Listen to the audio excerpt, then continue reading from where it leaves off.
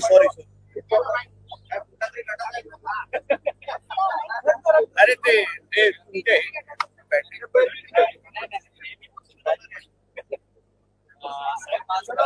ते गेलेला ती बॅटरी त्यांना पडली. विषय आहे एसआयटीने अहवाल दाखल केलेला आहे. एसआयटीने जे आरोप करण्यात आले होते त्यात कुठलंही तथ्य नसल्याचं म्हटलेलं आहे. सरकारने मग जाणून बुजूनच आदित्य ठाकरेंना बदनाम करण्याचा प्रयत्न होता असा आरोप आता विरोधक करत आहेत. मुळामध्ये एक समजून घ्या की अहवाल किंवा एफिडेव्हिट हा 17 जूनला केलेला आहे. 17 जूनला तो आज तुमच्या नजरेसमोर आलेला आहे आणि तो एफिडेव्हिट सरकारच्या वतीने एसआयटीच्या वतीने कोर्टामध्ये गेलेला आहे. त्याबद्दल नेमकं कोर्टाने काल काय ऑब्झर्वेशन दिले त्याबद्दल थोडी तुम्ही माहिती घ्यावी. तुमचे कोर्टचे बीटचे रिपोर्टर असतात त्यांच्याकडून थोडी माहिती आपण लोकांनी घ्यावी. शेवटी हा विषय फक्त नितेश राणे पुरता नाही, दिशा सालियांच्या स्वतःच्या वडिलांनी पण आरोप केलेला आहे आणि जो एफिडेव्हिट काल जो दाखल झाला 17 जूनला त्याच्या विरोधात तिच्या वडिलांनी पण एक दुसरा एफिडेव्हिट केलेला आहे त्याला चॅलेंज करण्याचा. म्हणून हा कोर्टात मध्ये चालू असलेला मॅटर आहे. कोर्टामध्ये त्याबद्दल किती भाष्य करू शकतो याच्याबद्दल प्रश्नचिन्ह आहे आणि मुळामध्ये हा फक्त नितेश राणेचा विषय नाही, राजकीय आरोपाचा विषय नाही. मग दिशा सालियांचे वडील त्यांनी स्वतःची मुलगी गमावली ते पण काय राजकीय आरोप करणार आहेत का? ते पण कोणाचं नाव मुद्दामून घेणार आहेत का? ते स्वतःच्या त्यांनी जे ऍफिडेव्हिट जे त्यांनी कोर्टामध्ये केलं त्याच्यामध्ये त्यांनी आदित्य ठाकरे, डिनो मोरिया सगळ्यांची नावं दिशा सालियांच्या वडिलांनी घेतलेली आहे. एक लक्षात घ्या. आणि म्हणून मी एवढंच सांगेन की पिक्चर अभी बाकी आहे. पूर्ण पिक्चर अजून संपलेला नाही. 16 तारीख दिलेली आहे. पुढच्या तारखेनुसार त्या तारखेवर काय होतं ह्या दिशा सालियांच्या केस संदर्भात आपण बघू.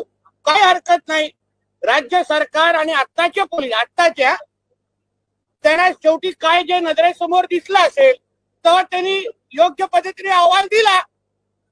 तुम्हाला आठवत असेल जेव्हा एसआयटी गठीत झाली त्यानंतरच मी एक पत्र पण दिलेलं की त्याच्यातला एक जो अधिकारी आहे तो त्या सगळ्या विषयामध्ये साथीदार आहे दिशा सालियन केसमध्ये, तिच्या मर्डरमध्ये, तर त्याला बदलण्यात यावा असंही पत्र मी दिलेलं.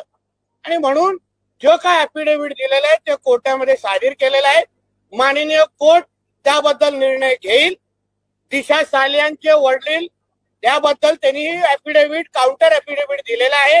त्या सगळ्या बाबतीमध्ये 16 तारखेला काय होतं हे पाहू. म्हणून जसं मी बोललो पिक्चर अभी बाकी आहे. दुसरं पण एक विषय समजून घ्या की कोर्टामध्ये आदित्य ठाकरेंनी दिलेले प्रतिज्ञापत्र जे आहे त्याच्यामध्ये त्यांनी मी आमदार आहे म्हणजे तो स्वतः आमदार आहे हे त्यांनी लपवलेलं आहे.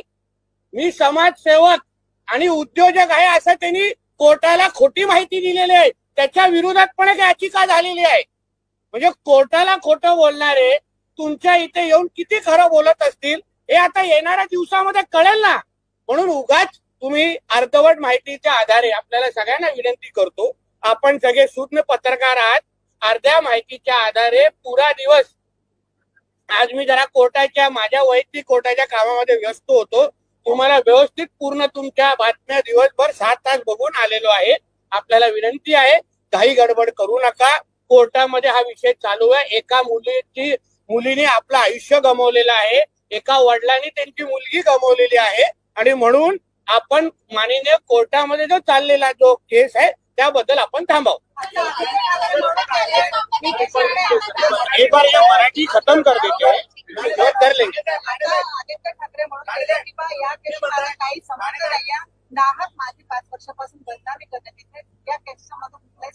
म्हणून बोलतो ना आता त्याबद्दल उत्तर देण्यापेक्षा आगे आगे देखो ना होता है क्या, बघू ना कोर्टामध्ये काय होतंय. म्हणून हे सगळे जे तुम्हाला जे सांगून ते ठेवलेले हे उत्तर आहेत ना ते कुठेतरी रेकॉर्ड करून ठेवा, नंतर एकत्र वाजवायला भेटेल.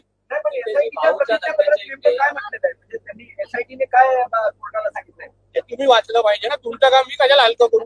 भाऊच्या दत्त्या इथे जे गुढी बांधव आहे ते मत्स्य व्यवसाय करतात, त्यांना नोटीस आलेल्या आहेत आणि त्यांचं त्याबद्दल मी आताच माहिती गेलेली आहे. तो राज्य सरकार आणि केंद्र सरकार काही वर्षापासून तो सुरू असलेला वाद आहे. काही थकबाकी बाकी आहे, त्यासाठी केंद्र सरकारच्या संबंधित खात्यांनी नोटिसेस पाठवलेल्या आहेत. मी संबंधित अधिकारी जे बॉम्बे पोर्ट ट्रस्टचे आहेत त्यांच्याशी मी बोललेलो आहे, त्यांना उद्या बोलून घेतलेलं आहे. आमच्या कोळी बांधवांना आमचं राज्य सरकार कुठेही वाऱ्यावर पडून देणार नाही, त्यांनी ते चिंता करू नये. हे काही महाविकास आघाडीचं सरकार नाही, हे देवाभाऊच्या नेतृत्वात असलेलं महायुतीचं सरकार आहे. आमच्या सगळ्या मच्छीमार बांधवांना, कोळी बांधवांना पूर्ण ताकदीने आमचं सरकार त्यांच्यावर उभं आहे. लागलं तर मी संबंधित मंत्र्यांना बोलीन, त्यांना जाऊन भेटीन, पण आम्ही त्याच्याबद्दल मार्ग काढू. तुम्ही म्हणताय पिक्चर अभी बाकी आहे, तर या एकंदरीत प्रकरणात बरंच काही येणं बाकी आहे. हो, नक्की बाकी आहे. त्याचा तो अर्थ होतो, कारण का अजून पण वडिलांनी जे काही प्रतिज्ञापत्र कोर्टात केलेलं आहे, जी केस कोर्टात चालवली आहे, जे आरोप कोर्टात झालेले आहेत, जिथे आदित्य ठाकरेंनी खोटी प्रतिज्ञापत्र दिलेलं आहे, जेणेकरून ती केस आमदार खासदारांच्या कोर्टामध्ये चालू नये. या सगळे विषय आता येणाऱ्या दिवसामध्ये येतील ना. काही घाई करू नका, आम्ही बिलकुल घाईमध्ये नाही.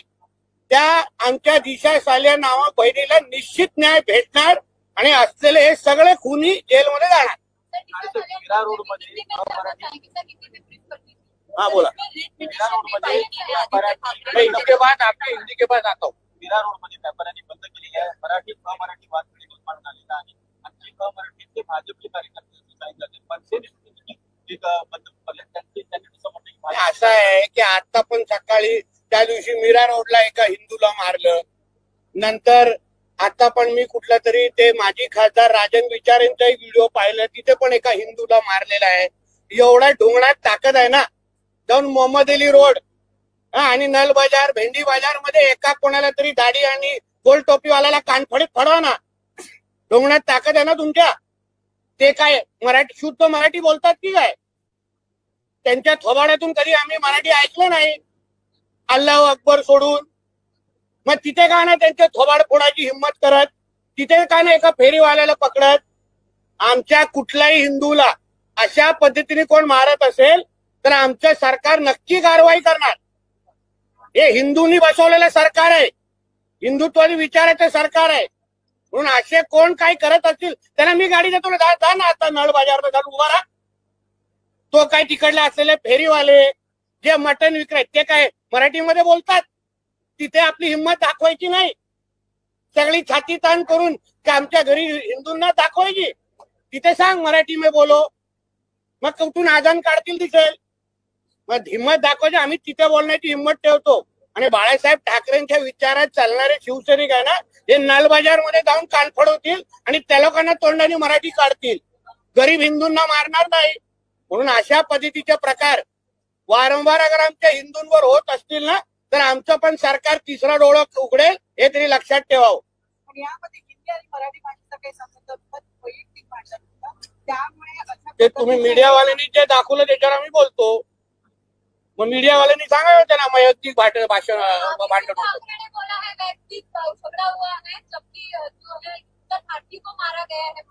मारा ही गया ना, एक हिंदू को मारा गया है ना, एक हिंदू को मारा गया है. तो मुझे बोलना है कि इतनी हिम्मत जाके नल बाजार और मोहम्मद अली रोड में दिखाओ ना. वो जो दाढ़ी वाली और गोल टोपी वाले क्या मराठी में बात करते क्या? शुद्ध मराठी में बात करते क्या? उधर जाने की, उनको कान के नीचे बजाने की हिम्मत नहीं है. जावेद अख्तर क्या मराठी में बात करता है क्या? आमिर खान क्या मराठी में गाता है क्या?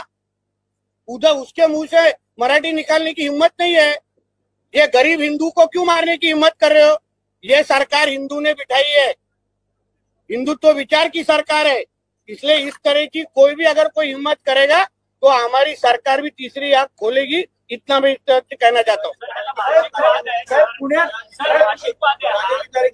हिंदू राष्ट्रामध्ये हिंदूंना फूट पडण्यासारखी आहे.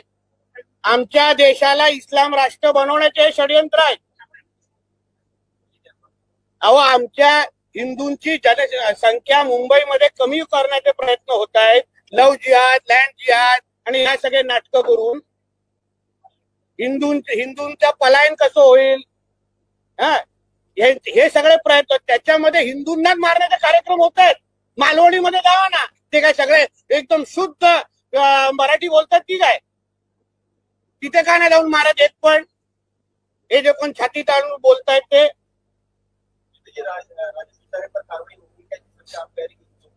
सब जो हिंदू के ऊपर हाथ उठाएगा उसके ऊपर कारवाई होगी. वैयक्तिक वादाचा कुठला विषय असेल त्यावर आपण बोलू शकत, किसका पर्सनल इश्यू होएगा उसके ऊपर बोल नहीं सकता, मगर अगर इस तरीके कोई दादागिरी हिंदू के ऊपर कोई करेगा तो हमारी सरकार कार्रवाई करेगी. पुण्यामध्ये एका डिलिव्हरी बॉयने घरात घुसून तरुणीवर बलात्कार केला आणि सेल्फी सुद्धा काढला तिचा, तर त्याविषयी कारवाई होणार ना. कायदा आणि सुव्यवस्था राखणं हे तर आमचं सरकारचं काम आहे. फडणवीस साहेब आहेत तुम्ही गृहमंत्री, चिंता करू नका, कारवाई होणार. परत डिलिव्हरी करायला जाणार नाही एवढी काळजी घेऊ. शेतकरी कर्जमाफीची घोषणा केली 6 महिन्याचा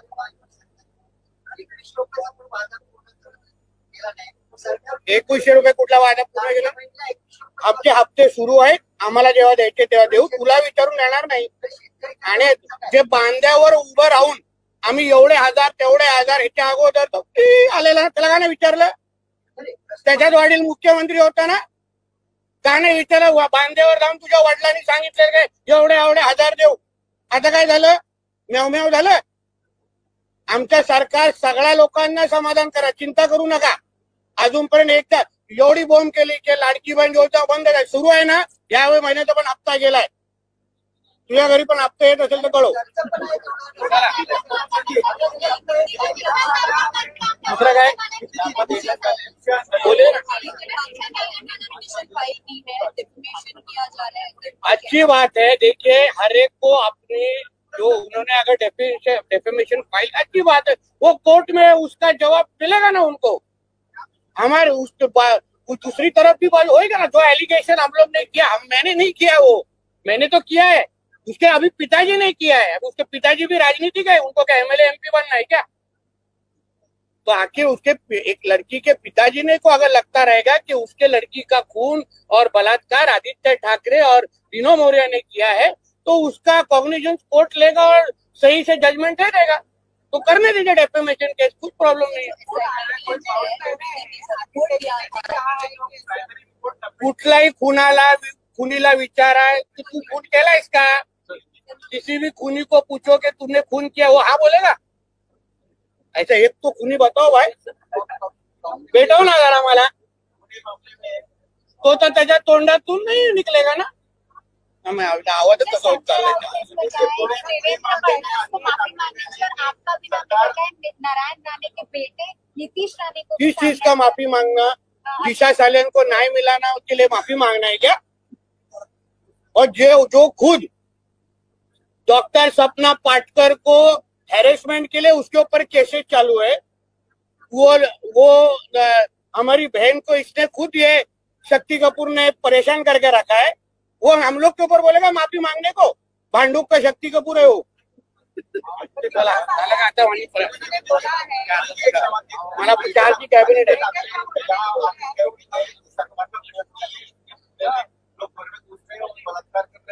और सरकार का खौफ क्या है ना, वह कहीं आने वाले महीनों में समझेगा.